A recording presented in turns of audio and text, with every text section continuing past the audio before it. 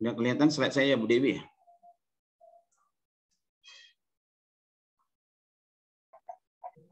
Sudah Pak Dodi. Sudah ya, Dodi. Oke. Nah, jadi saya modifikasi sedikit aja judul untuk yang ada di flyer itu. Jadi supaya lebih enak aja sih bahasanya gitu. Memanfaatkan berbagai aplikasi untuk keperluan publikasi. Jadi kayak pantun jedasi gitu. Nah, jadi yang dibahas tetap insya Allah seperti itu, seperti semangat awalnya. Bagaimana mencari sumber referensinya, terus bagaimana teknik para prasanya atau para praise-nya gitu. Lantas nanti memanfaatkan manajemen referensi. Kalau di pemanfaatan manajemen referensi ini, saya nanti nggak terlalu lama ya, nggak terlalu lama. Ya memang semuanya juga nggak lama gitu maksudnya. Jadi saya nanti akan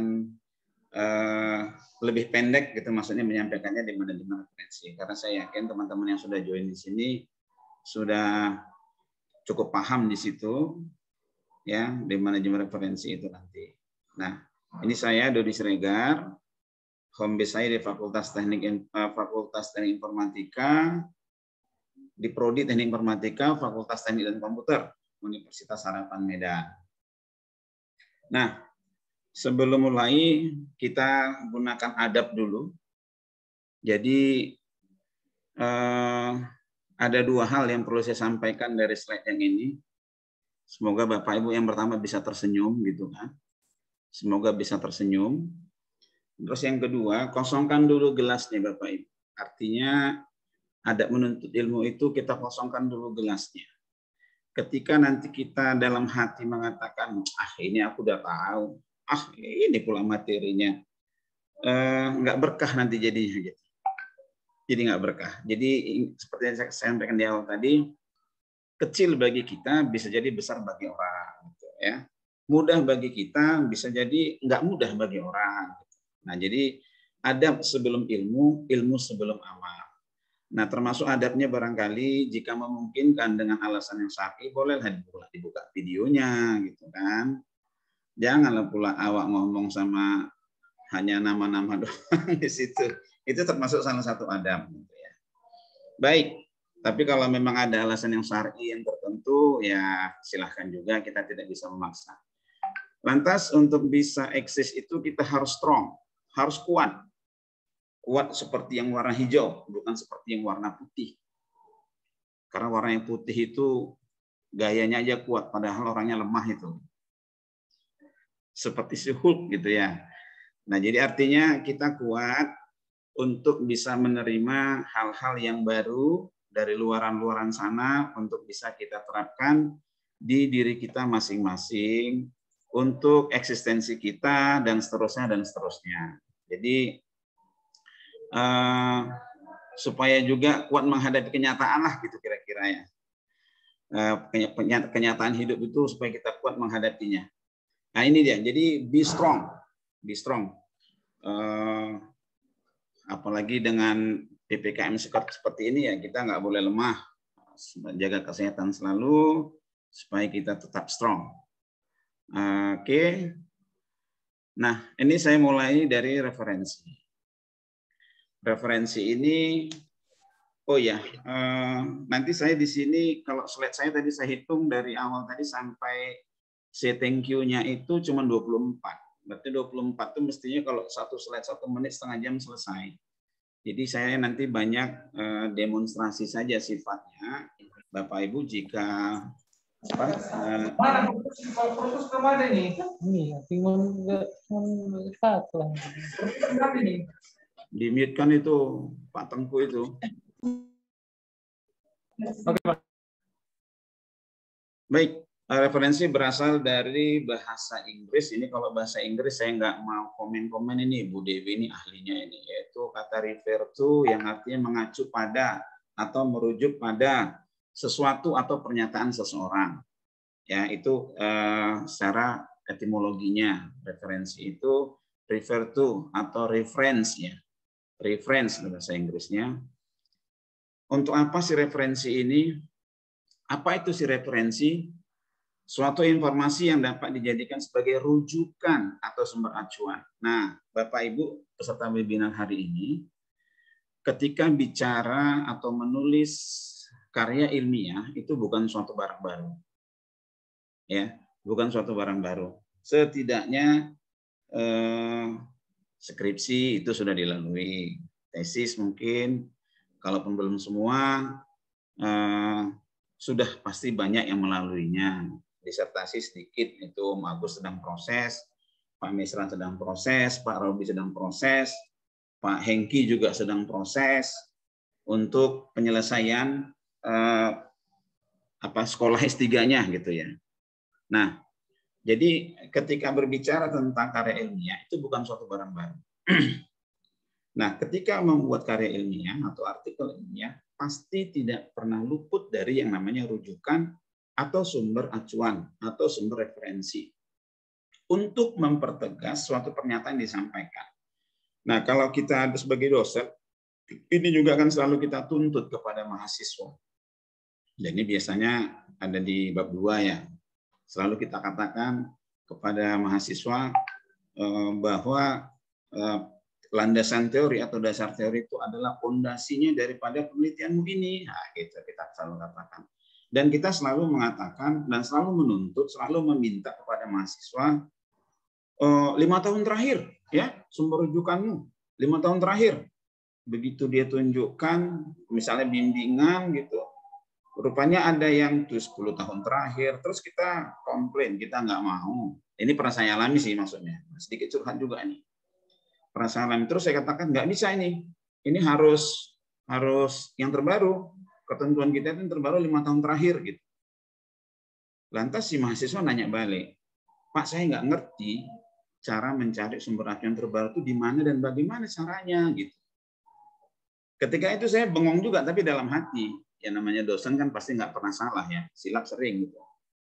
Nah, jadi saya sampaikan ke si mahasiswa ini, ya carilah, kan gitu bahasa ngelesnya kita itu kan, ya carilah di Google kan banyak, gitu. Tapi kita harus tahu bahwa Google itu hutan bagikan kita masuk ke dalam hutan belantara. Kita nggak tahu kadang mana timur mana barat di hutan itu. Yang kita hanya coba dan coba. Kalau ketemu ya syukur, kalau nggak ketemu ya besok cari lagi dengan kata kunci yang lain lagi. Gitu. Tentunya kan akan menyita waktu juga. Nah begitu ketemu juga belum tentu tepat untuk kebutuhan si mahasiswa tadi, mahasiswa bimbingan kita tadi contohnya. Nah, begitu juga kita ketika menulis karya ilmiah. Yang namanya rujukan ini kan penting sekali gitu ya. Baik. Ini pendapat yang lain, sesuatu yang digunakan oleh pemberi informasi untuk mendukung atau memperkuat pernyataannya.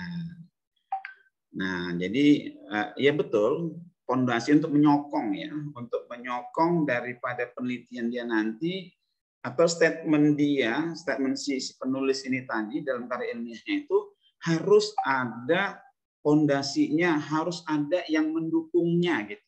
Ini loh, aku mengatakan begini karena ini loh ada acuannya gitu. Ini loh ada referensinya, ini loh ada rujukannya gitu. Jadi itu referensi. Next. Tujuannya apa nih? Tujuan referensi ini apa sih gitu? Nah, yang pertama memperkuat pernyataan. Tadi sudah saya sampaikan bahwa pernyataan kita atau statement kita dalam sebuah penelitian itu harus ditopang oleh referensi atau acuan yang valid. Tadi Pak Mesran di depan sempat mengatakan ada rujukan primer dan sekunder seperti itu ya. Termasuk biasanya ya yang umum dan yang banyak jadikan sumber acuan itu dari jurnal. Menghindari plagiarisme. Ketika kita mengutip gitu ya, ketika kita mengutip pernyataan atau statement dari orang atau peneliti sebelumnya, kalau kita tidak sebut sumbernya, berarti kita dianggap nanti plagiarisme. Nah ini bahaya.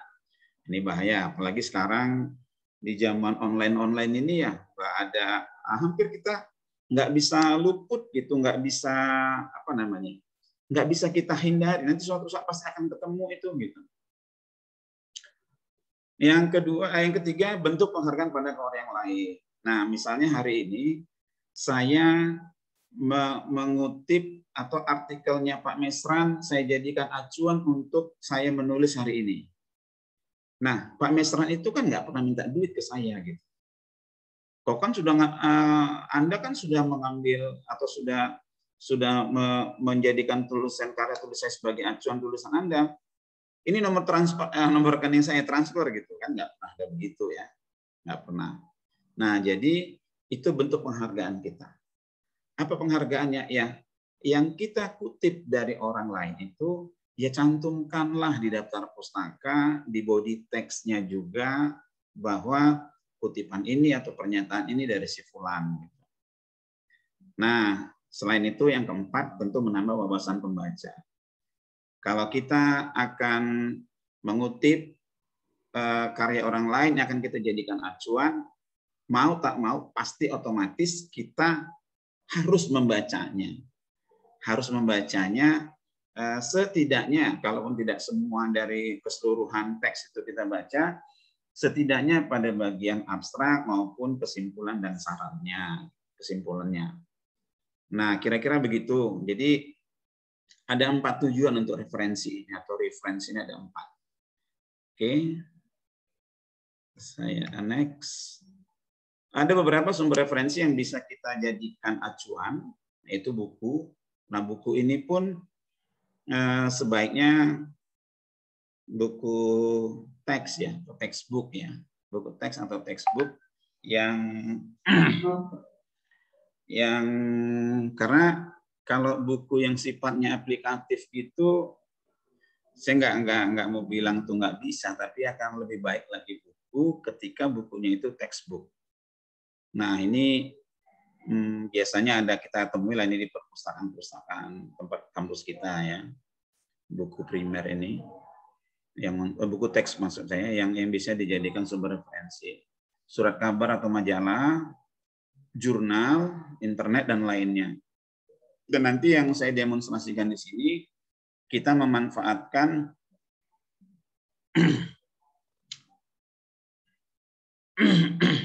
maaf. Kita memanfaatkan sumber referensinya dari jurnal ya. Dari jurnal yang notabene-nya pasti kita memanfaatkan teknologi. Oke, saya next saja. Nah, ini berbagai sumber. Ini berbagai sumber yang bisa kita gunakan untuk bahan referensi kita. Jadi kalaupun tidak semua nanti saya demonstrasikan, nanti Bapak Ibu silahkan aja dicoba-coba selain dari yang 4 ini gitu. Nah, nanti ini boleh di capture dulu, boleh nanti supaya tidak terlalu tidak terlalu tertinggal gitu maksud saya. Jadi setidaknya nanti yang 4 ini, kalau enggak 3, kalau enggak dapat 3, 2 nanti kita demonstrasikan ini. Dan yang ini yang umum. Ya. Saya upayakan dapat yang 3. Saya mulai dari Google Scholar. Ini bagaimana kita mencari sumber referensi atau sumber bacaan kita dari Google Scholar. Ini coba sebentar. Ini yang kelihatan layarnya layar yang mana ya? Boleh dibantu?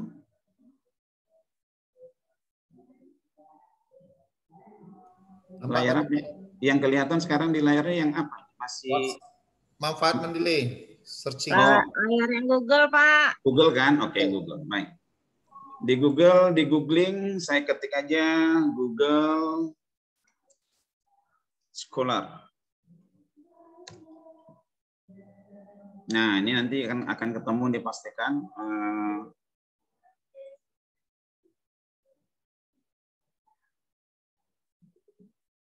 Ini URL-nya tadi.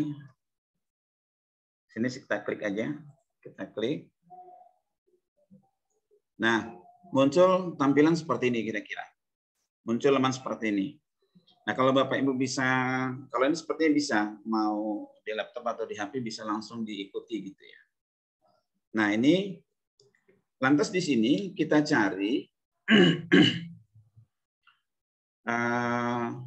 topik atau tema apa penelitian yang akan kita selesaikan. Lantas kita mencari acuan, tentu kan yang apa namanya, yang relevan gitu, yang relevan dengan artikel artikel dari orang yang sebelumnya gitu.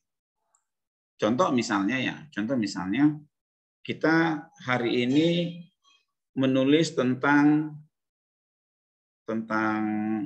ini langganan Pak Agus dengan Pak Mesran.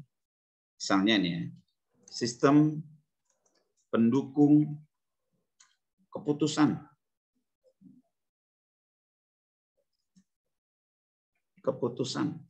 Ini saya search aja. Nah, Bapak Ibu sekalian, di sini akan muncul laman dengan kata kunci ya, dengan kata kunci sistem pendukung keputusan. Nah, ini perhatikan, ini semua yang mengandung kata sistem pendukungan itu akan muncul ya. Akan muncul dia. Nah, ini sama sih di halaman pertama, di bawah ini kan halaman kedua dan seterusnya ini. Nah, lalu di sebelah kiri daripada kata sistem pendukung keputusan ini, di situ ada tertulis PDF ataukah book. Nah, ini berarti kalau yang PDF seperti ini berarti dia publikasinya di jurnal ini. Ini kalau kita lihat dari UB ini, UB Brawijaya ya. Nah, ini dia. Berarti dia ada di kampus UB. Biasanya kan kalau kampus itu di belakangnya titik AC, titik ID gitu ya. Nah, kalau ini dia buku. Nah, ini pun ada nih nama orangnya nih, AP Windarto nih. Wah, ini memang pakar beliau nih. Nah, ini juga nih saya kenal ini orangnya. Nah, jadi beberapa artikel atau buku ya yang mengandung kata sistem pendukung keputusan. Nah, ini contoh seperti ini misalnya, sistem pendukungan PDF. Ini kan tahun 2016. 2016 kalau sekarang 2021 oke lah, masih 5 tahun terakhir. Tetapi range pencarian daripada si Google ini bisa kita batasi. Ini misalnya ya ini kan ada anytime ini yang aktif. Coba kita buat Science 2020, kita klik.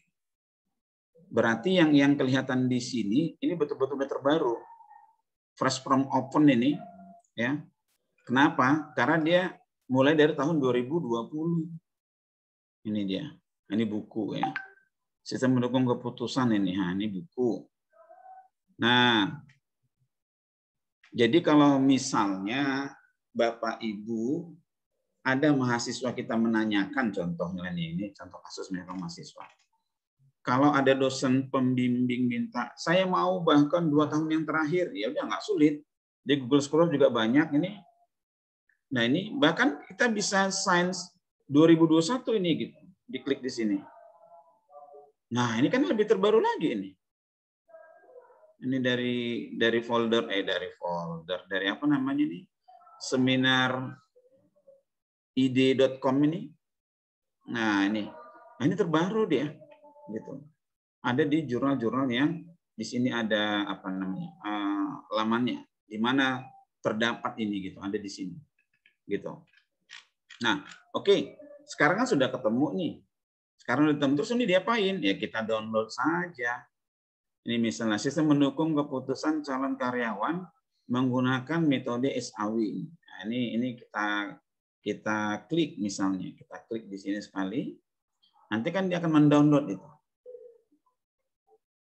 Oh, ini masuk ke laman jurnalnya, OJS ya. Nah, ini kan ada PDF di sini. Ini kita tinggal klik saja. Ini kita tinggal klik. Ini lagi geser-geser. Lagi geser-geser.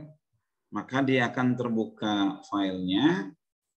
Setelah terbuka, ini kan kita tinggal mendownloadkannya saja ini. Nah ini saya download nih sebagai contoh saja ya, saya download, saya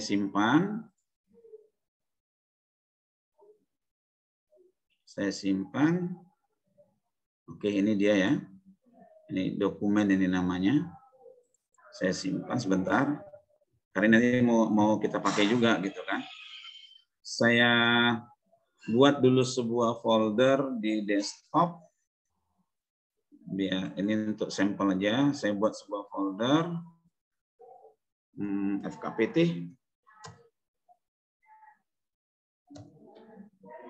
Nah ini yang tadi download itu ini. Nah ini saya pindahkan saja langsung ke folder FKPT ini. Oke, dengan begini maka barusan saja selesai saya mendapatkan sebuah sumber referensi yang bisa saya gunakan sebagai salah satu bahan acuan saya untuk menulis sebuah artikel atau karya ilmiah. Dan ini terbaru, masih Februari kemarin, ya. Nah, itu satu. Itu satu. Sebentar saya back lagi. Nah, ini dia. Nah, jadi kalau mau mencari sumber acuan yang lain, ya silahkan saja dicari gitu.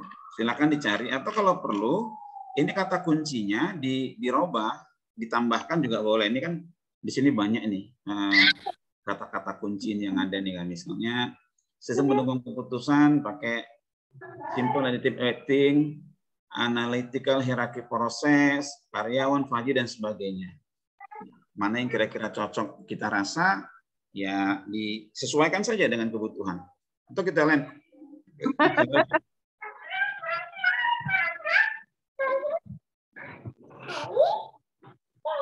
Ya.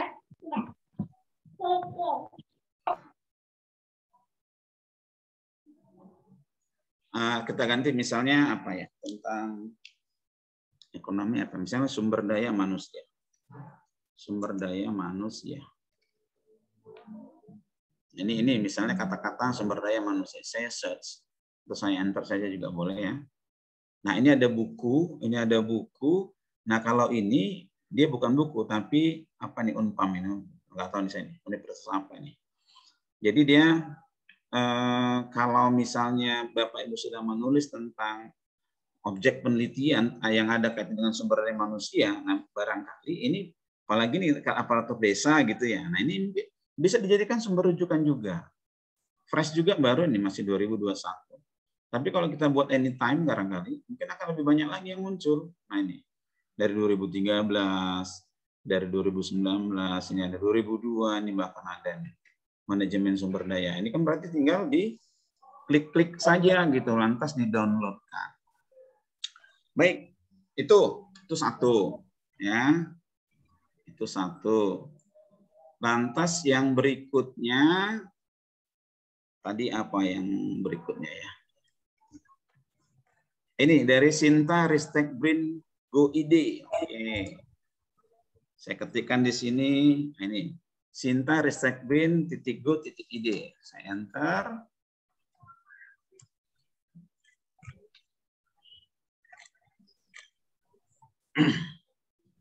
Ini portal yang kedua ya, portal yang kedua yang bisa digunakan untuk mencari sumber referensi ketika menulis karya ilmiah. Ini saya pikir kalau yang namanya dosen pasti nggak asing lagi ini bicara tentang Sinta ini ya, bicara tentang Sinta ini. Baik, karena kita mencari jurnal, mencari sumber sumber acuan ya. Nah setelah muncul laman Sinta seperti ini, di situ di atas nanti ada menu home, about, author, sampai dengan affiliation, sampai dengan source dan ini. Jadi kita pilih yang sources ini. Nah ini juga ada beberapa. Ya, kita fokusnya di journals. Saya klik ini. Nah ini juga sekedar info saja bahwa di Indonesia itu jurnal yang sudah diakreditasi ada jumlahnya sebanyak 5.990 sampai hari ini. Sampai hari ini 500, hampir 6.000 ya, hampir 6.000.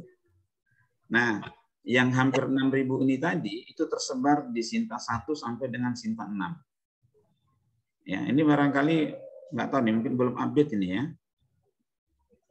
Ya, kita tunggu aja nanti Bapak Ibu silakan dipantau-pantau aja di sini. Oke.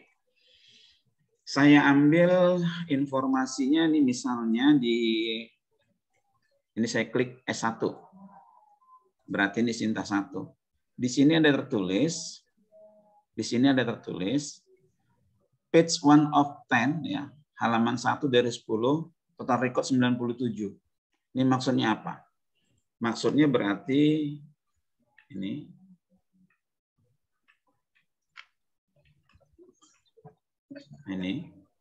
berarti maksudnya di Indonesia ini jurnal yang sudah diakreditasi masuk ke level Sinta 1 ada sebanyak 97. Sebanyak 97. Kalau Sinta 2 ada berapa? Ada 911. Ada 911. Sinta 3 ada berapa?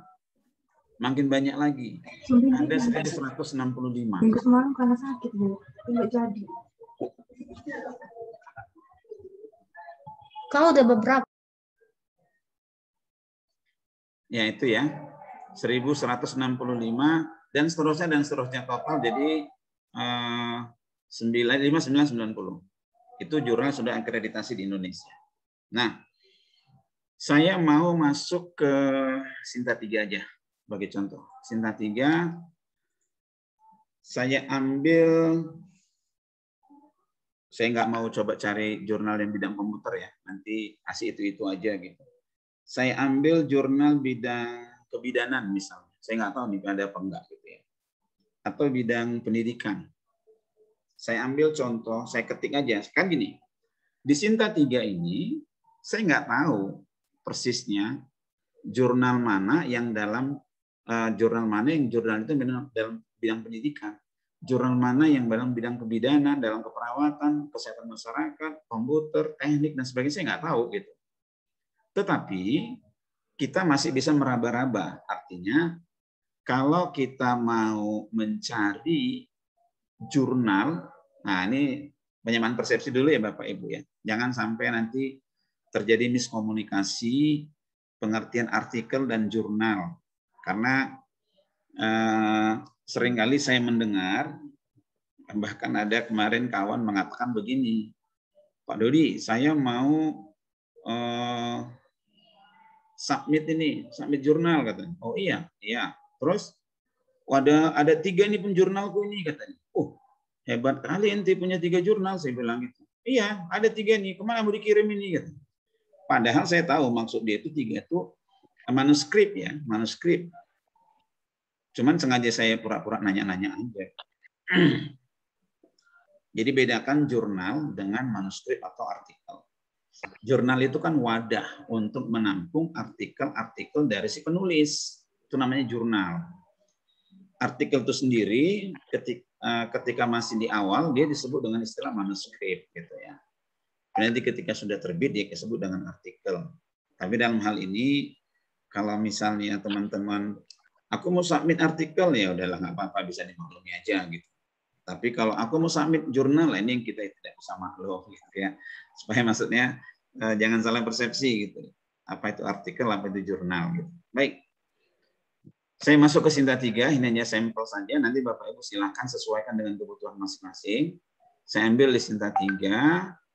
Saya searching di sini jurnalnya misalnya tentang kesehatan masyarakat. Saya nggak tahu nih ada apa enggak. Saya enter aja. Nah, ternyata di sini infonya ada total record 5. Berarti artinya begini. Di Indonesia ini jurnal yang mengandung kata kesehatan masyarakat yang sudah akreditasi Sinta 3 ada 5. Apakah cuma 5 ini? Ya enggak. Mungkin ada yang lain. Tetapi jurnalnya tidak ada kata-kata kesehatan masyarakat. Mungkin yang lain. Oke. Kok bergema? Oh, udah enggak. Ini misalnya Kesmas, Jurnal Fakultas Kesehatan Masyarakat. Ini dari Ahmad Dahlan, Jogja. Jurnal Ilmu Kesehatan Masyarakat dari Sriwijaya. Jurnal Kesehatan Masyarakat Andalas dari UNAM. Dan seterusnya. Saya ambil contohnya misalnya ya, ini misalnya saya mau masuk ke jurnalnya Kesehatan Masyarakat Andalas ini. Saya klik aja di sini. Saya buka tab baru aja ya.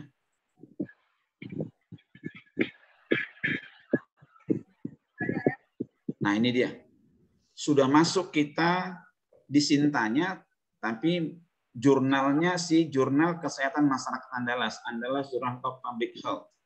Nah, itu biasanya di bagian kiri itu ada covernya, gambar covernya, cover dari jurnal ini. Lantas di bawah itu ada tertulis websitenya nih. Kita klik aja nih website ini. Kita klik. Supaya kita masuk ke halaman, supaya kita masuk ke portal si Jurnal Kesehatan Masyarakat Andalas ini tadi. Nah, ini dia. Ini jurnalnya. Ya. Ini jurnal Andalasnya ini, nanti kita kan bisa lihat-lihat di sini. Gitu juga Bapak Ibu, nanti kalau misalnya mau mengirim tulisan ke salah satu jurnal gitu, mau ngirim tulisan ke salah satu jurnal, ya dilihat-lihat dulu jurnalnya. Jangan-jangan ini nggak sesuai pula dengan kita gitu kan. Dari mana ngelihatnya? Ini kan di sini biasanya selalu ada focus and scope. Nah, jangan-jangan misalnya Bapak Ibu ada tulisan Ibu tentang kebidanan misalnya begitu ya, artikel tentang kebidanan. Ternyata rencananya mau ke jurnal yang ini, yang Jurnal Kesehatan Masyarakat Andalas ini, tetapi setelah kita cek fokus and scope-nya ternyata mereka tidak menerima jurnal tentang kebidanan. Ini misalnya. Berarti tulisan kita tadi itu tentang kebidanan jangan coba-coba untuk disubmit kemari gitu. Berarti dia sudah out of focus and scope gitu. Nah, oke. Kaitannya dengan mencari sumber referensi tadi, di setiap OJS laman seperti ini itu biasanya selalu ada menu arsip. Ini ya. Ini kita klik. Nanti di sini bisa kelihatan rekam jejak daripada jurnal ini, sejak tahun berapa dia online, dan bulan berapa saja dia terbitnya bisa diketahui. Nah, ini berarti mulai dari volume 6, volume berapa ini? Mulai dari volume 3, nomor 2. Sekarang dia sudah volume 15, coba bayangkan. 15, September 2021 nanti. 2021 ini masih bulan Agustus. Oke, ini dia. Berarti ini sudah proses penerbitan di sini. Nah, kalau yang ini berarti dari Oktober sampai Maret. Volume 15 nomor 1. Oke, sekarang kita lihat. Kita klik di sini atau di sini di mana aja lah, pokoknya gambar tangannya ya. Kita mau lihat apa saja sih judul artikel yang terbit di volume 15 nomor 1 ini gitu. Nah, ternyata kita klik lagi di sini di covernya ini.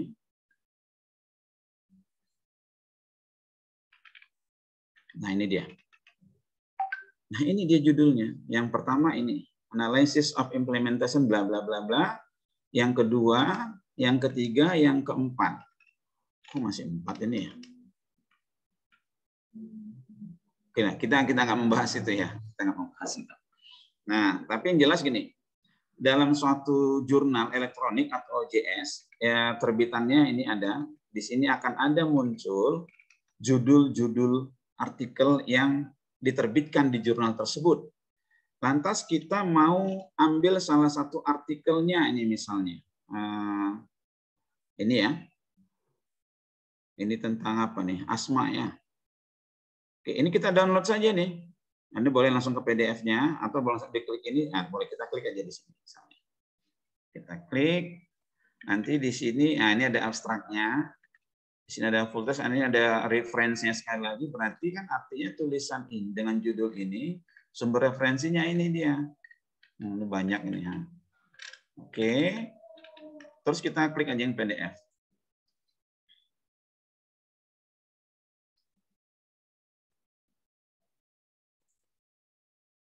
Ini saya simpan lagi.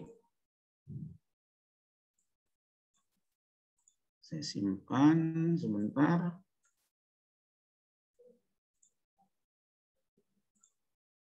Ini dia. Next, saya pindahkan ke folder FKPT tadi yang sudah saya buat. Ini dia. Nah, sekarang saya sudah punya dua ya. Saya sudah punya dua sumber bacaan atau sumber acuan yang bisa saya gunakan untuk tulisan saya yang akan datang, gitu kira-kira. Nah, ini tadi.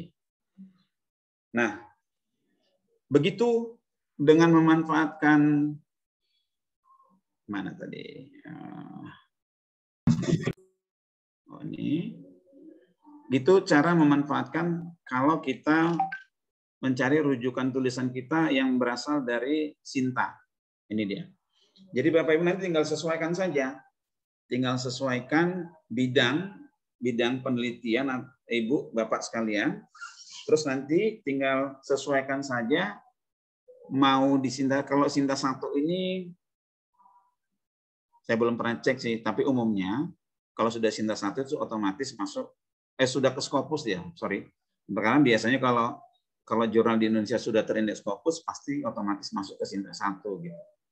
Tapi dulu saya pernah ngecek ada yang sudah Sinta 1 dia belum ada di Scopus gitu. Mungkin dia nggak mau, saya nggak tahu juga. Nah, ini Sinta 2. Kalau untuk lektor kepala ya kalau nggak salah kalau kaitannya ke sana harus diterbit di S1 maupun S3. Bahkan di beberapa kampus untuk bisa tamat S3 itu setidaknya bisa publish di jurnal yang akreditasi Sinta 2. Itu cara mencari sumber referensi dari portal yang kedua. Tapi sebagai info saja dulu, dari laman Sinta Ristek Brain ini tadi, di sebelah pojok sini ada itu analyze ini, ada analyze. Saya klik coba analyze ini. Nah, di khusus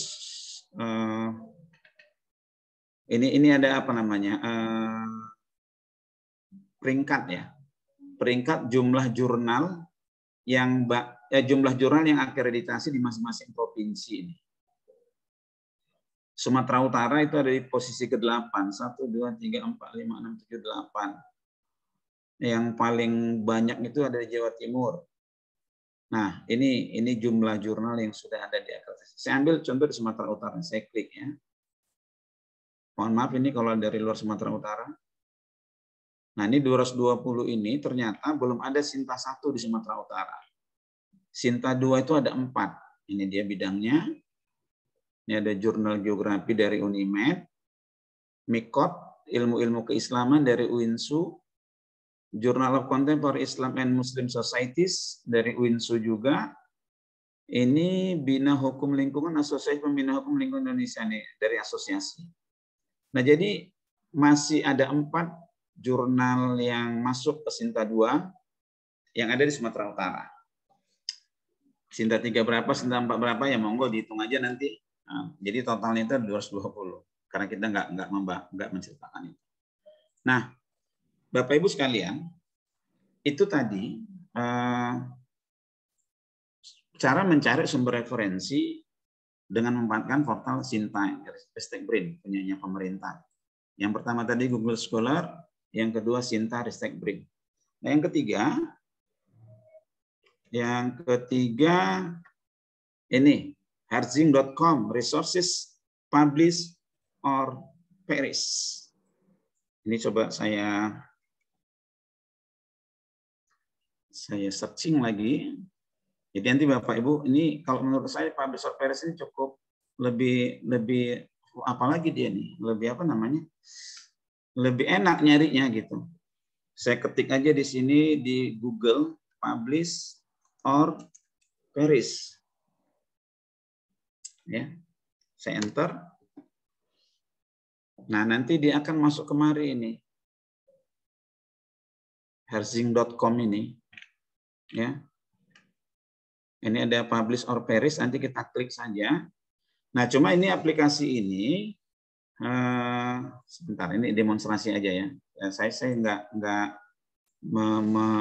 memandu untuk mendownloadkannya ya. Karena makan waktu lagi nanti. Jadi nanti gini, setelah masuk ke lamannya si herzing.com ini tadi, ini dia sumbernya ini, seperti yang ada di slide tadi, kita tinggal cari aja di bawah ini, scroll ke bawah ini. Mau pakai Windows atau Mac OS atau Linux. Nah ini terbarunya masih 2019 nih, 2 September. Untuk publish or perish yang 7. Nah, saya kebetulan sudah punya, sudah mendownload. Nanti Bapak Ibu tinggal download saja itu, installkan. Ya, nggak sulit kok. Saya coba demonstrasikan. Nah, ini dia. Saya sudah mendownload publish or perish yang versi 7. Yang terakhir berarti yang ada di laman si Harzin tadi ya. Ini kita klik aja nih, coba ini. Simbolnya ini kayak tanda panah, tanda pagar. Oke, ini. Nah, tampilannya seperti ini. Publish or perish ini. Mohon sebentar izin.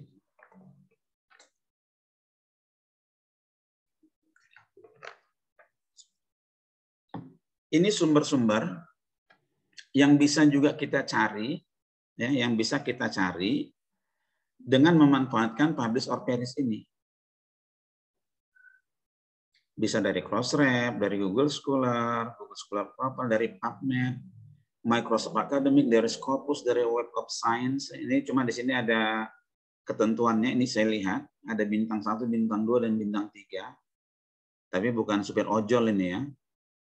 Bintang 1 ini berarti free data source. Ini berarti untuk Crossref, Google Scholar Profile, PubMed.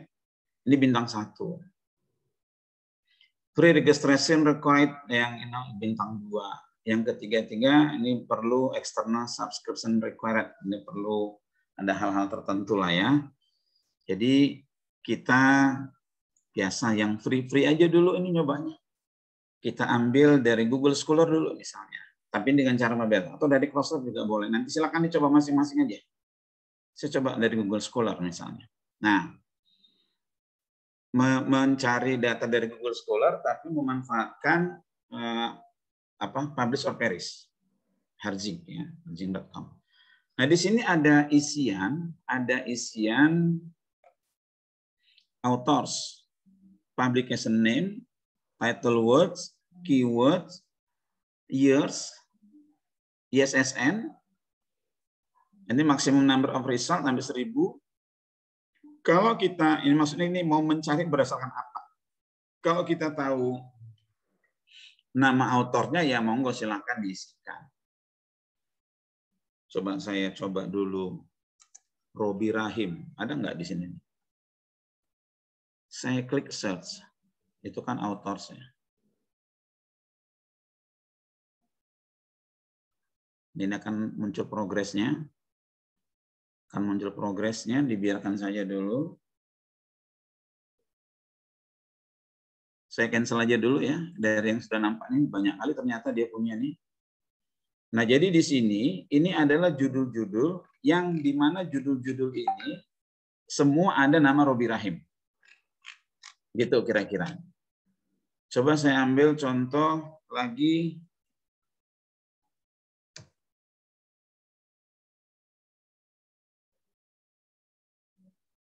Wah, ini banyak juga nih. Apakah yang dimaksudnya ini mesran semua yang buka acara tadi atau enggak? Wallahu a'lam. Berarti kita tinggal lihat aja satu-satu kalau memang tulisan yang autornya ada nama mesran. Saya nggak tahu apakah mesran itu cuma satu nama mesran itu cuma satu-satu di dunia, saya nggak tahu. Oke. Itu kalau kita tahu nama autornya. Tapi kita kan biasanya kalau mencari begini ini, itu biasanya selalu ada kata kuncinya itu atau judulnya gitu kira-kira ya. Coba kita bikin di title words-nya, judulnya gitu ya. Judulnya coba kita ambil seperti di sistem pendukung keputusan gitu ya. Nanti ini sesuaikan, atau kalau ada requestan, monggo silakan nih mau judul apa yang kita cari. Search ini. Search. Di sini ada totalnya nanti ini. Nah, kalau terlalu banyak, ini bisa dibatasi Bapak Ibu ya. Di sini kan bisa sampai 1000.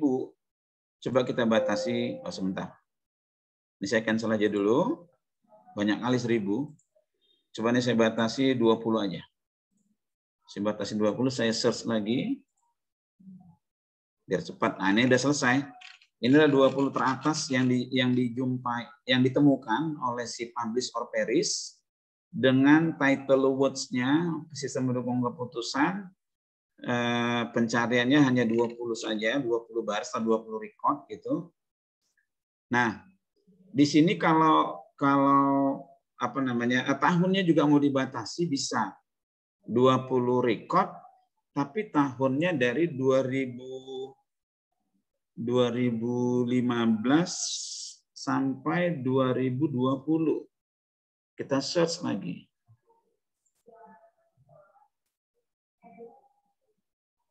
Nah, ini dia.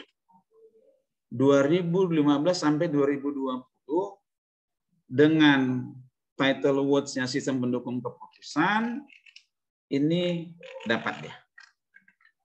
Nah, ini 1, 2, 3 ranking. Ini kan ranking ini per year-nya saya. Nah, jadi kalau misalnya ini ada buku ajar, jadi di sini campur ya, dia nggak cuma jurnal. Atau kalau bisa dapat ISSN-nya ya silakan aja, ini diketikkan ISSN-nya. Nah, di sini udah mau jam 3. Nah, di sini ISSN-nya silakan diketikkan.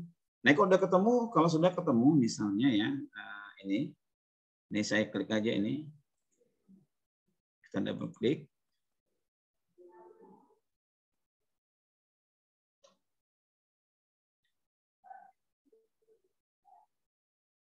Nah, ini dari jurnal teknologi dan sistem komputer, gitu ya. Nah, ini judulnya sistem pendukung keputusan tadi, AHP Topsis. Nah, di sini ada full text-nya, ada view, ada download, kita download lagi. Kita download. Ini nambah citasi, ini jurnalnya, ini kan lumayan.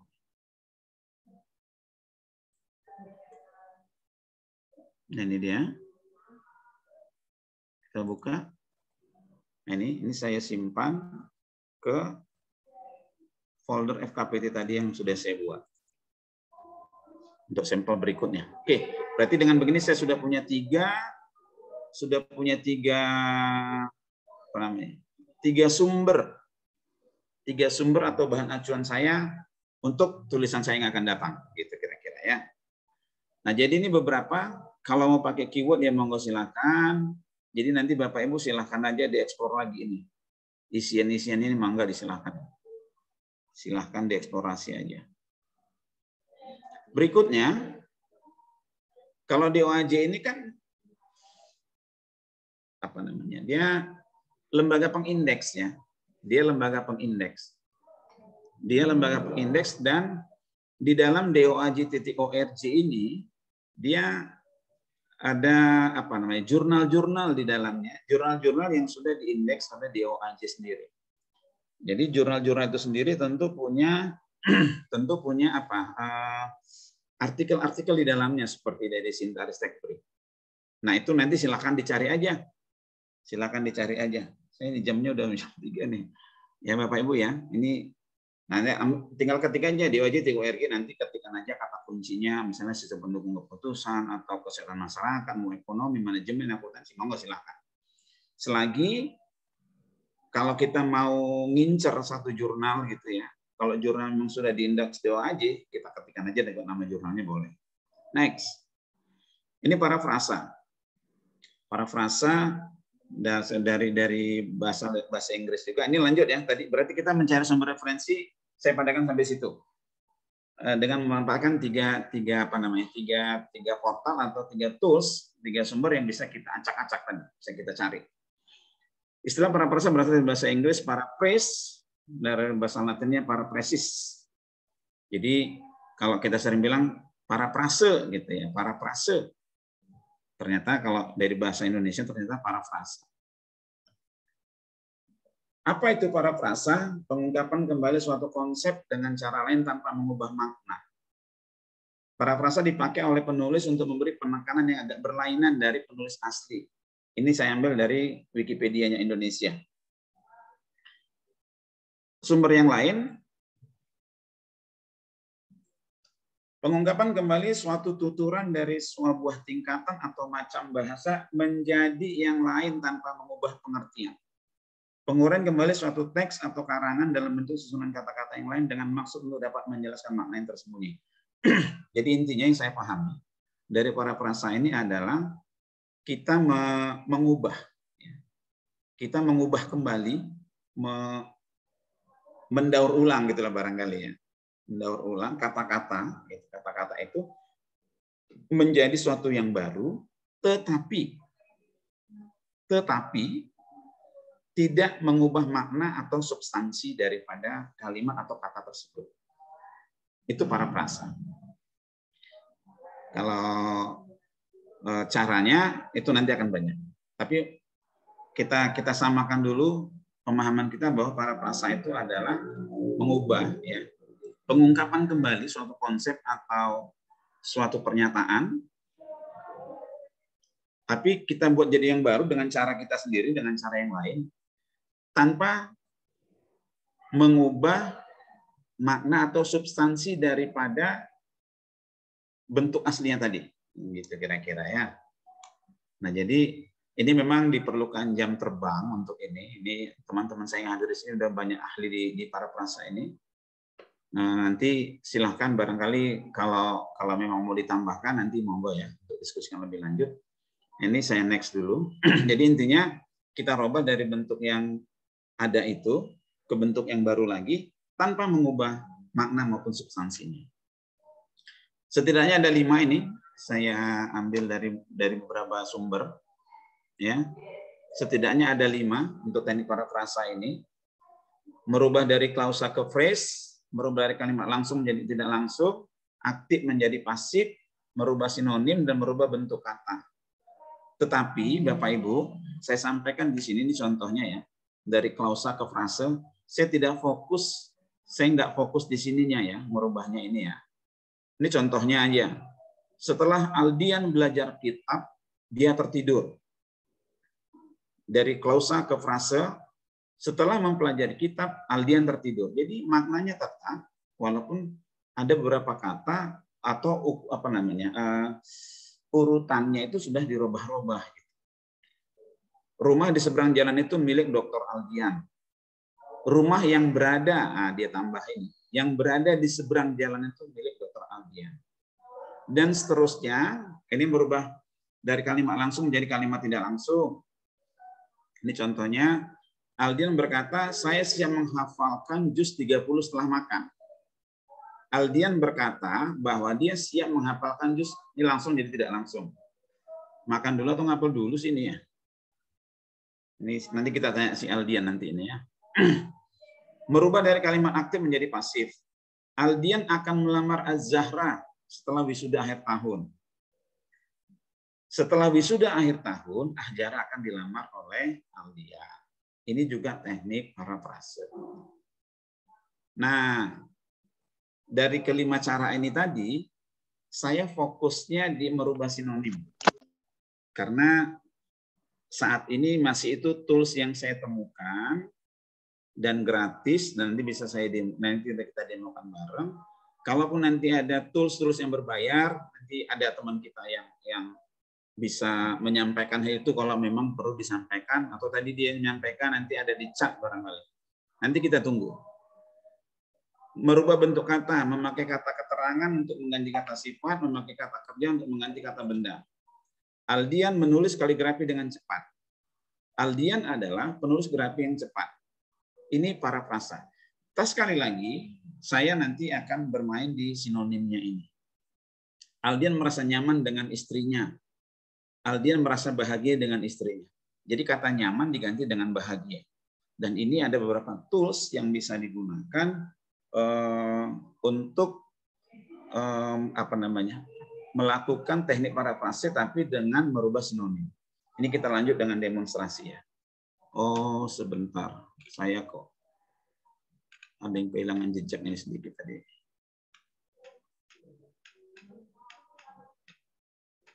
Oh, oke. Nah, ini kita masuk ke tab baru lagi. Sebentar ya. Ini.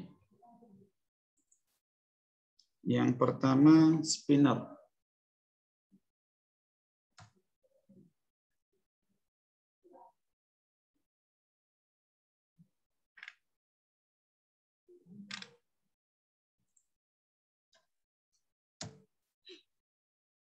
Ini spinner.id. Ini. Nah, ini terus Anda muncul paling atas pada titik ini, kita klik saja.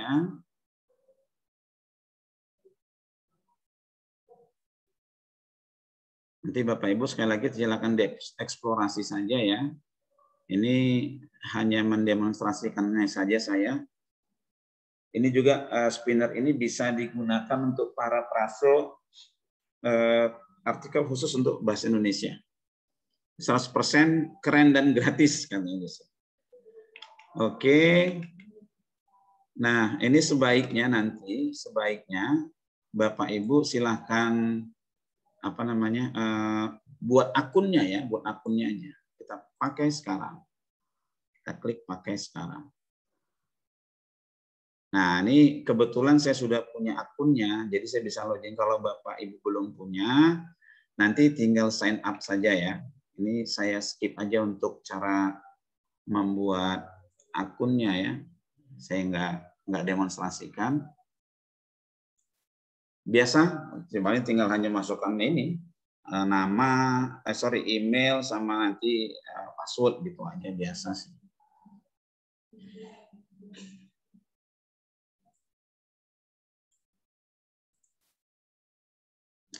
Saya ambil dulu contoh kata-katanya ya. Saya ambil contoh misalnya, saya ambil dari Wikipedia aja lah ya.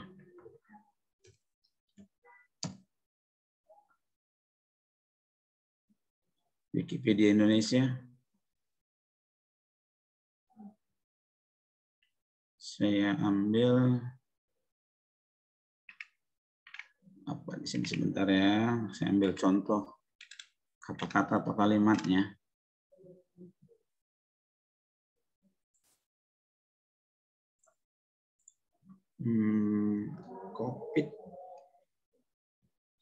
COVID-19.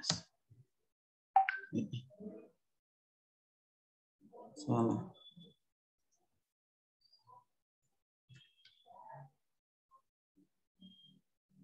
COVID-19. Saya cari artikel yang mengandung kata COVID-19. Ini hanya untuk sampel saja ya. Hanya untuk sampel saja. Ini.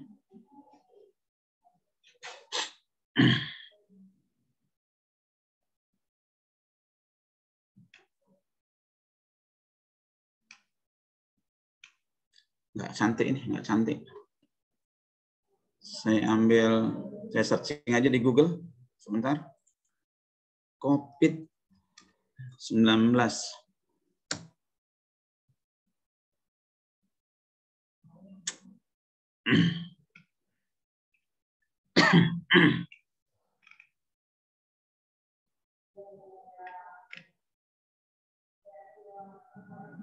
Ini misalnya nih kan. Masing-masing orang memiliki respon yang berbeda terhadap COVID-19. Sebagian besar orang yang terpapar virusnya akan mengalami gejala ringan hingga sedang dan akan berobat di rumah sakit. Ini saya copy. Saya copy ke Word aja dulu.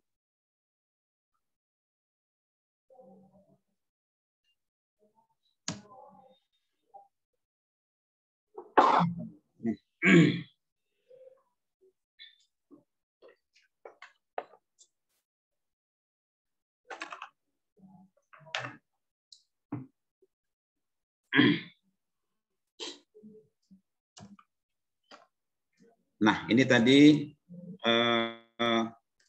naskahnya. Nah, naskah ini juga saya pastekan ke spinner ini tadi. Nah, di sini. Saya pastekan kemarin. Nah, ini dia. Oke. Lantas kita pilih separate and rewrite. Kita tunggu prosesnya. Nah, di sini hasilnya, ini tanpa kita kotak-katik dulu ya, tanpa kotak-katik.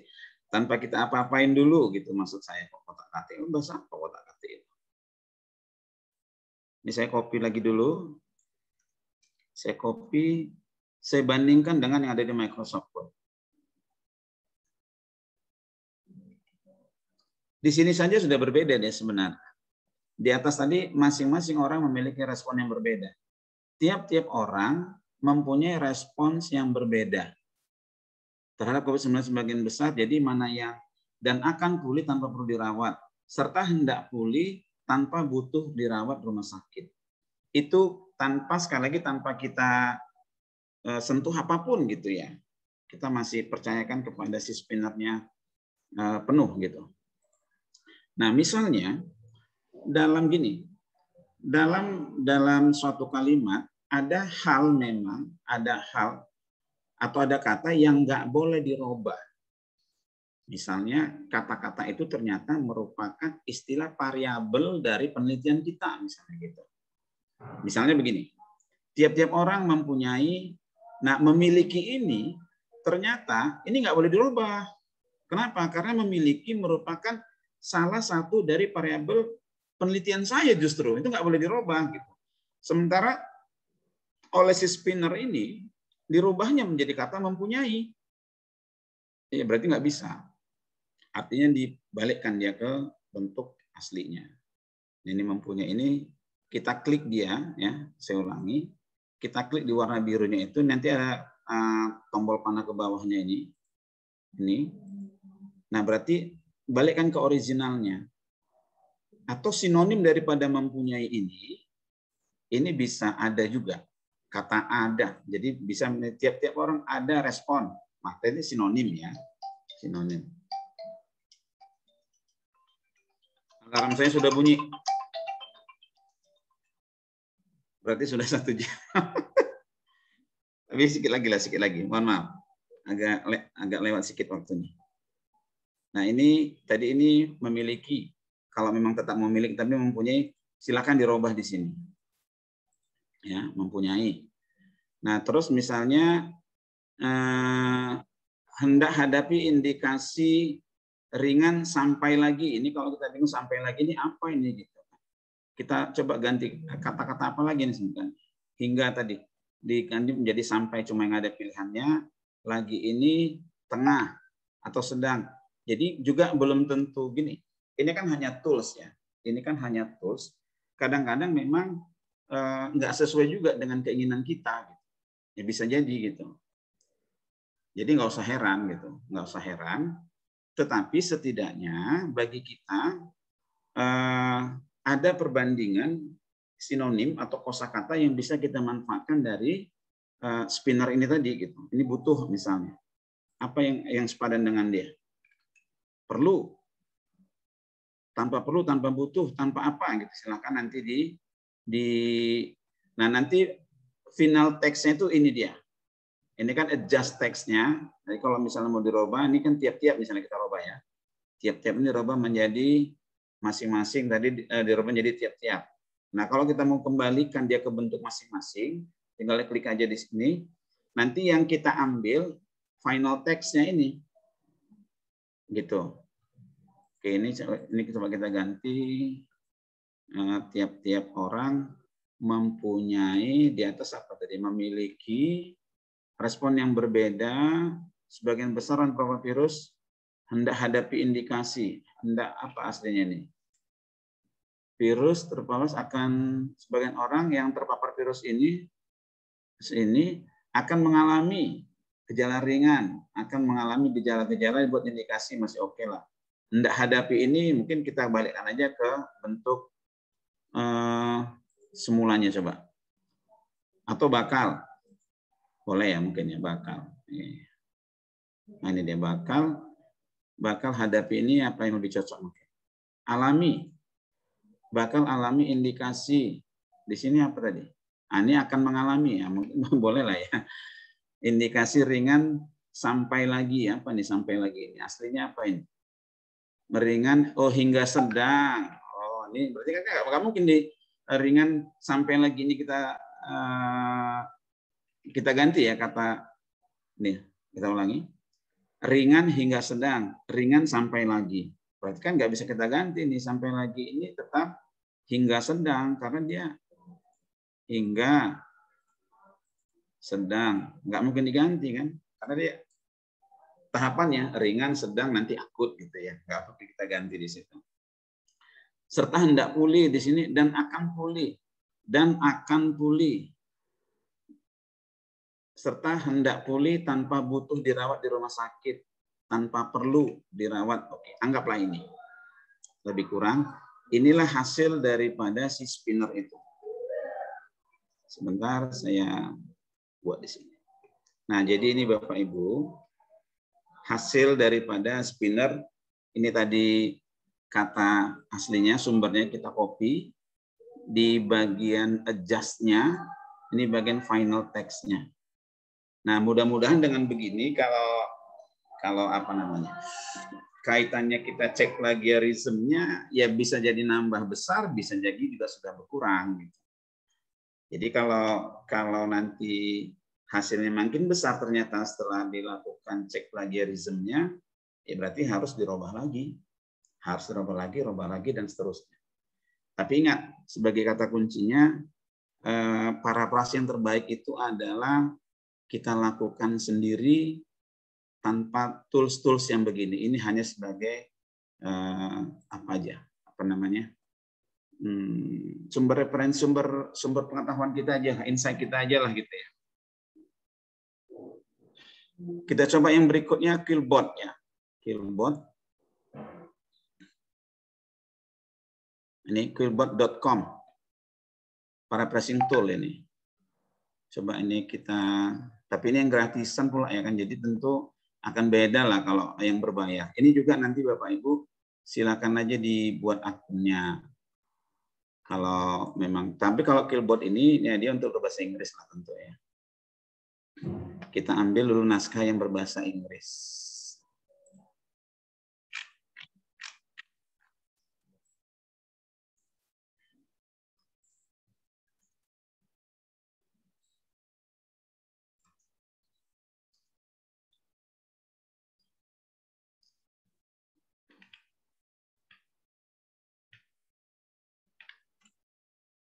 Saya cari naskahnya dulu ya. Ini misalnya.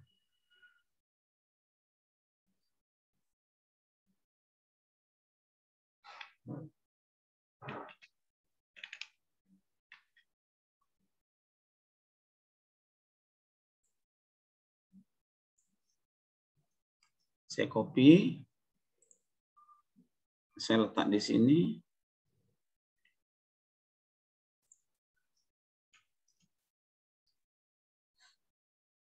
Dia ada, nah ini kan dibatasi ya, hanya 700 karakter saja, nggak banyak. Ini masih 192.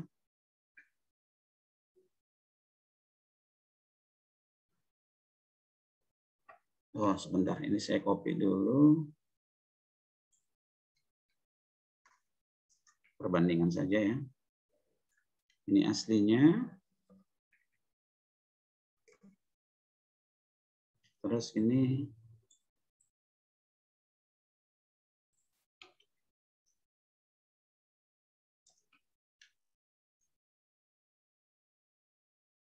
hasilnya. Hasil paraphrase menurut Quillbot ya.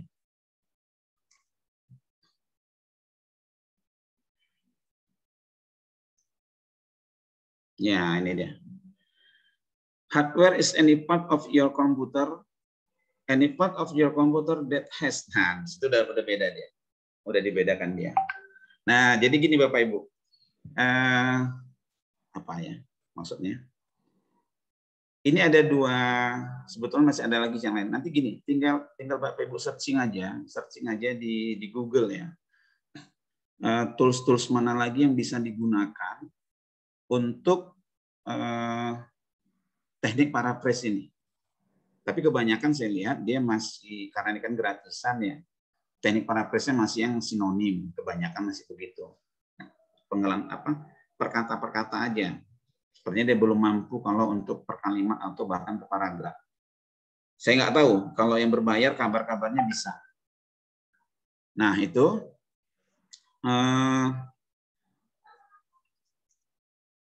Oke. Nah, ini pernyataannya ya. Parafrase terbaik adalah yang Anda lakukan sendiri. Jangan bergantung pada tools. Tools silahkan dilihat, tapi Anda perbandingan. Tadi udah kita buktikan bahwa ada kata-kata yang memang harus justru kalau diganti itu malah nggak baik, gitu. Malah nggak baik susunan kalimatnya, tatanan kalimatnya. Nah, ini kalau reference Mendeley ini saya sifatnya demonstrasikan saja ya. Ini kan pengertiannya citasi adalah daftar pustaka dari sejumlah dokumen. Ini nggak cuma Mendeley doang ya. Jotero juga dan yang lainnya ada. Tapi nggak tahu di saya dan di lingkungan sekitar saya sepertinya lebih familiar yang Mendeley. Jadi manajemen referensi ini yang menggunakan yang saya demonstrasikan itu menggunakan Mendeley. Citasi adalah daftar pustaka dari sejumlah dokumen yang dirujuk atau dikutip oleh sebuah dokumen, dan setiap daftar pustaka dokumen tersebut dimuat dalam bibliografi dokumen yang mengutip secara khusus mengkaji pengarang dan ya, itu citasi. Citasi ini pengertian daftar pustaka ya, suatu daftar yang berisi semua sumber bacaan yang digunakan sebagai bahan acuan dalam penulisan karya ilmiah, makalah, skripsi, tugas akhir, tesis, jurnal dan sebagainya. Ini daftar pustaka. Jadi daftar-daftar sumber bacaan kita lah ya, ada dalam daftar pustaka. Saya pikir nggak barang baru. Apa manfaatnya? Bagian dari upaya untuk menghindari plagiarisme. Kenapa? Karena kita menyebut sumbernya. Itu manfaatnya yang pertama. Menuliskan yang kedua, menuliskan citasi atau kutipan merupakan bentuk pengakuan terhadap pengarang. Nah, tadi di awal juga sudah saya singgung bahwa ketika kita mengambil satu sumber referensi kita, itu sebetulnya merupakan bentuk pengakuan kita juga terhadap hasil dari orang lain, ya kan? Yang kita ambil gitu. Ketika iklim dan budaya saling mensitasi, gitu ya, mensitir dengan berkomitmen pada kejujuran intelektual dapat terus dikembangkan dan dijaga, maka tidak ada lagi kekhawatiran akan adanya tindakan plagiat. Makanya kan dalam penelitian ini salah boleh, kalau saya bilang salah boleh, tapi yang nggak boleh itu bohong. Artinya kejujuran di atas itu. Jangan dipaksa karena nggak mau salah, dipaksa dengan cara berbohong agar jadi benar. Gitu. Itu nggak boleh. Nah, yang digunakan Mendeley, apa itu Mendeley? Perangkat lunak berfungsi sebagai station and reference manager. Software manajemen referensi dan jaringan sosial akademis bisa membantu peneliti mengorganisir penelitiannya, berkolaborasi dan sebagainya. Nanti ada bisa di jaringnya ya di Mendeley ini. Ini aplikasi atau perangkat lunak manajemen referensi berbasis open source ini gratis. Manfaatnya, penulis dapat mengolah dokumen referensi, membuat pengelompokan, itu nanti bisa dikelompok-kelompokkan. Misalnya, Bapak Ibu menulis tentang hari ini tentang, saya ngasih contoh yang komputer ya, tentang robotika misalnya gitu. Berarti nanti semua sumber bacaan kita yang tentang robotika itu bisa dikelompokkan sendiri. Yang bicara tentang security dikelompokkan sendiri. File referensi seperti buku, artikel dari jurnal dalam bentuk PDF bisa disimpan dan diberi keterangan untuk mempermudah pencarian. Oke. Tulisan yang dibuat dengan MS Word maupun Office bisa dihubungkan dengan software Mendeley sehingga citasi dan daftar yang bisa disensor otomatis. Jadi OpenOffice Microsoft Word tentu bisa harus dikonekkan gitu, harus dikonekkan ke Mendeley-nya akan bisa dipakai. Ini manfaat yang lainnya, setiap file yang ditambahkan di dalam Mendeley dapat diketahui nanti detailnya, keterangan-keterangan detailnya lah ya tentang suatu file. Kalau misalnya kita download dari jurnal itu file PDF itu dia jelas fitur-fitur daripada file itu, tipe filenya apa, judulnya, tahunnya, volumenya, publishernya, DOI-nya, bahkan sebagainya ada, abstraknya juga ada. Terhubung online. Jadi namanya online berarti Bapak Ibu ketika sudah punya akun Mendeley ini, mau kapan saja dan di mana saja, selagi masih bisa koneksi dengan internet, kita akan bisa menggunakan aplikasi Mendeley ini. Itu beberapa kelebihannya daripada Mendeley ini juga. Dan yang lain-lain lah, nanti manfaatnya silakan dieksplorasi, termasuk nanti bisa kita tandain mana file-file yang menjadi favorit kita dan sebagainya. Ini kita lanjut demonstrasi dulu tentang Mendeley. Kebetulan Bapak Ibu sekalian yang saya hormati, nanti saya juga nggak mendemonstrasikan bagaimana menginstalasi daripada Mendeley ini, dan saya anggap itu sudah bisa dan sudah punya gitu. Kalau belum punya gimana? Ya monggo nanti kita boleh diskusi lebih lanjut atau cari aja nanti tutorialnya di YouTube. Mendeley ini saya punya, sudah punya link logonya begini. Saya klik dulu. Ini agak meleset waktunya, tadi target 60 menit. Setelah banyak di skip pun ternyata nggak dapat juga. Oke, ini dia laman utama daripada Mendeley, aplikasi Mendeley-nya. Mendeley saya juga kadang-kadang ada errornya. Saya fullkan dulu, ya, oke. Nah, Bapak Ibu sekalian, ini adalah artikel-artikel yang ada di Mendeley saya yang sudah pernah saya gunakan. Untuk saya sendiri dan untuk kepentingan orang lain juga waktu itu pernah gitu. Dan juga sebagian saya unggah di sini itu hanya sebagai contoh.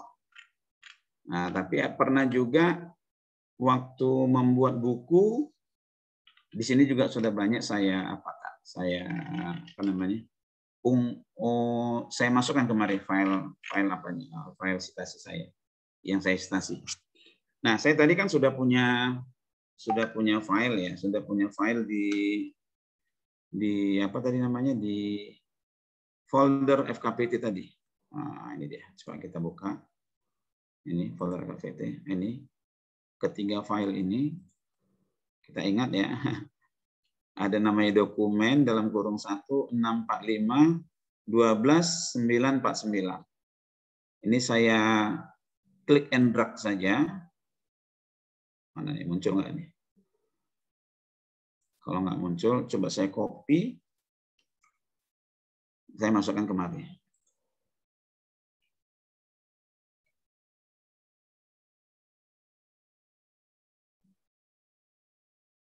Ini dia.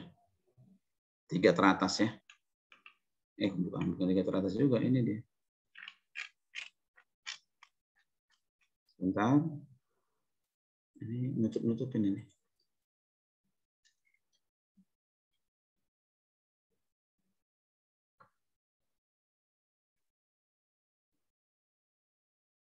Kelihatan di saya filenya. Sebentar ya, ini coba saya buka dulu satu, ini yang 645. Siapa nih penulisnya nih? Vini Fitriani. Prevalensi dan faktor risiko asma anak. Vini Fitriani tadi ya.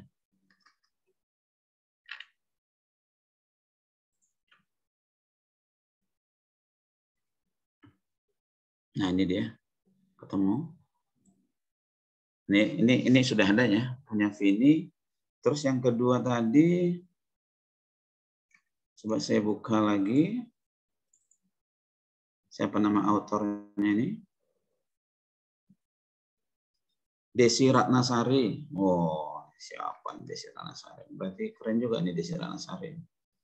Vini sudah, Vini ya, Vini maksudnya. Desi Ratnasari. Nah, ini dia udah ketemu. Berarti sudah ada, oke. Nah, saya buka di sini. Sebentar ya. Oke, tadi salah satu kelebihan kalau pakai Mendeley ini adalah, saya ulangi. Desi Ratnasari ini filenya ya. Nah ini, nah di sininya di bagian kanan ini lengkap dia informasi tentang artikel ini. Ini tipenya jurnal, ini judulnya, ini penulisnya, ini nama jurnalnya, tahun terbitnya, volume berapa, nomor berapa, halaman berapa, ini abstraknya, ini author keywordnya, ini URL-nya nggak kelihatan, DOI-nya sudah ada, ini filenya ada. Jadi dia lengkap di sini. Nah, ada sebagian jurnal yang kalau tata kelolanya kurang baik, di sini juga akan tidak baik apanya hasilnya. Sebentar ya.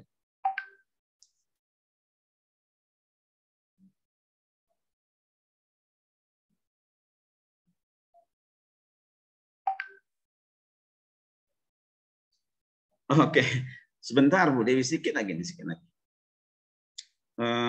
menit lagi lah, 5 menit. Saya masuk ke Microsoft Word ini tadi. Ini saya hapus. Nah, saya ambil misalnya gini tadi ya.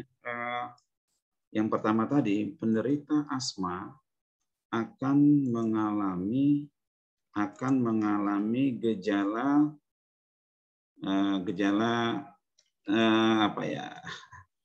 Susah untuk bernafas. Ini misalnya. Ini dari siapa saya ambil? Dari siapa saya ambil tadi artikelnya ini? Tadi kan penulisnya si Vini ya. Nah, yang beginian gini, ini kita harus masuk ke menu references. Ini reference, ini ada insert citation, Kita go to Mendeley saja. Nah, kemari. Nah, terus cari di sini tadi Vini. Karena saya punya kebetulan sudah banyak gitu ya, Jadi agak repot kalau mencari satu-satu. Nah, ini Vini ini. Nah, ini dia ya. Ini dia apanya? Nama jurnal dan sebagainya. Ini di atas ada menu site ini. CT tulisannya. Ada menu site, saya klik ini.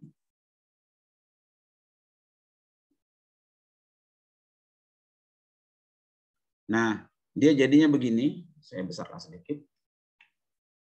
Jadinya begini karena di sini stylenya adalah IEEE. Jadi ini kalau mau dirubah, masuk ke menu style ini, rubahlah sesuai dengan kemauan si jurnal yang akan kita tuju itu apa stylenya gitu.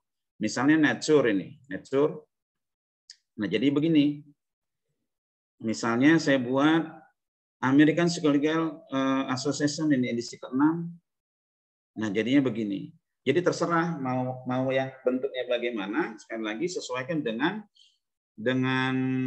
apa namanya, dengan jurnal yang dituju. Nah, satu lagi ini. Komputer adalah ini saya ambil dari si Yeni tadi ini ceritanya ya. Go to Mendeley saja di sini. Saya ketik di sini tadi si Desi Ratnasari. Nah, ini dia. Ini site lagi, maka dia otomatis menjadi seperti ini. Tapi kalau dia bentuknya menjadi Nature atau IEEE misalnya, ini akan kok nggak berurut? What happened?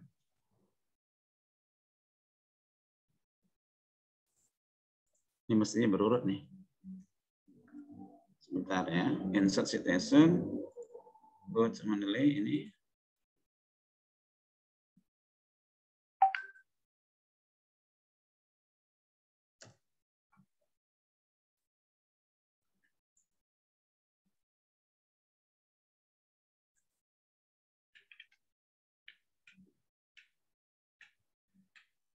Coba saya ambil contoh yang ini lagi, tambah site. Nah, mestinya gini deh nih.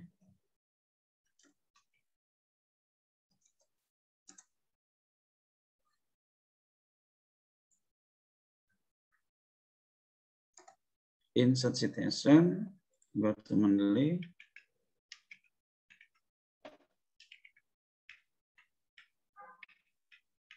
Inilah pentingnya Bapak Ibu dibuat foldernya. Jadi kita kalau gini kan seperti yang saya lakukan ini bingung nih, banyak kali ke bawah gitu ya. Kalau misalnya dia ada di sini, ini misal ya, ini misal di sini. Nah, di sini. Nah, kita enak, kita masuk, ini punya si fulan, ini punya si fulan, ini punya waktu kita nulis tentang judul ini, Saya ambil aja ini contoh, biar nggak banyak lagi. Oke, nah seperti ini, mestinya berurut begini. Nah, terus saya enter ini, anggaplah di sini daftar pustaka, gitu ya, daftar pustaka. Saya tinggal insert di sini aja nih, insert bibliografi. Kita klik saja nanti di sini. Ini otomatis menjadi begini untuk daftar pustakanya. Jadi ini biasanya ada di halaman paling terakhir ya dalam tulisan kita. Kalau misalnya ini kan salah formatnya, ya silakan diganti di stylenya ini. Misalnya American Psychological ini. Kalau mau begini stylenya, American Psychological Association edisi ke-7 misalnya begini. Kalau mau begini modelnya. Jadi mau style yang bagaimana dia akan otomatis berubah. Ini dia. Tandanya gimana kalau dia menggunakan tools? Kita blok aja gini, dia akan berubah jadi warna hitam begini. Itu berarti tanda dia menggunakan aplikasi seperti contohnya Mendeley ini. Itu aja nandanya. Jadi kalau Bapak Ibu juga sekalian nyinggung kalau ternyata Bapak Ibu sebagai pengelola jurnal atau editor jurnal nggak sulit nandainnya. Apakah itu sudah memakai tools reference management atau belum. Jadi cukup di blok gitu aja sekilas. Saya sendiri sering ngalamin itu. Kalau saya blok nggak hitam, udah saya balikin aja ke si autornya. Balikin ini apa? Nggak sesuai dengan template jurnal. Karena template jurnal itu pakai tools ya gitu, pakai tools. Dalam hal ini contohnya adalah Mendeley. Yang lain juga boleh. Barangkali itu dulu. Kami kembalikan ke Bu Dewi. Oke, thank you, sir. Oke.